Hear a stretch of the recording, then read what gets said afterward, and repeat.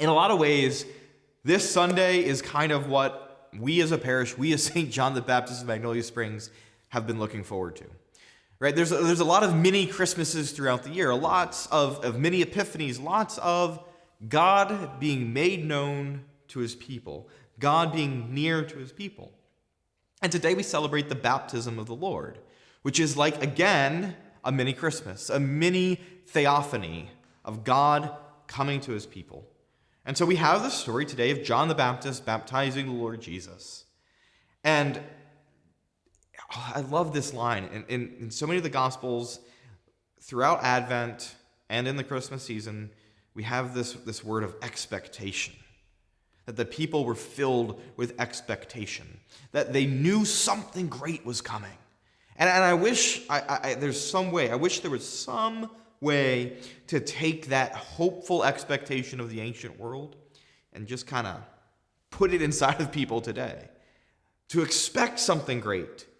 To not just think that the world is the way it is and that's all it'll ever be, but to expect something great, to expect that God is being made known to his people, that he's reaching out and coming near to them. And so they're filled with this mighty expectation and they're asking whether or not John is the Christ. And again, John answers, I'm not the Christ. In fact, the one that's coming after me, the one that I preach about, the one that I point you to, he is so great that I'm unworthy to even loosen the thong of his sandal. Here's the thing, though. We've been on this long journey, you and I together. We've sought Christ as the light shining in the darkness of the world.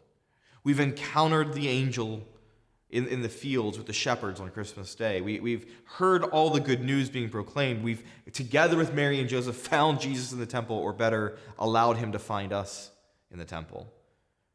We've looked at the signs of the times. We've looked at our world to see that the created world even continues to point to him. And now we should be experiencing and receiving the spirit of Elijah. Right? Just as John the Baptist. John the Baptist received the spirit of Elijah to proclaim that Christ was here. We have a very unique position. I would even dare to say that the charism of this parish that we must live out is that spirit of John the Baptist, that spirit of Elijah, that spirit of the one in the desert crying out, prepare the way of the Lord. And not just that everybody needs to get prepared for him to come. We now need to leave. Right? The last words of Mass, go in peace, in Latin, ite missa est, go, you have been sent. Or as I would like to say, get out. Don't stay in this building, though it's beautiful. But get out. Go out into the world and proclaim the good news. The world is desperate to hear that.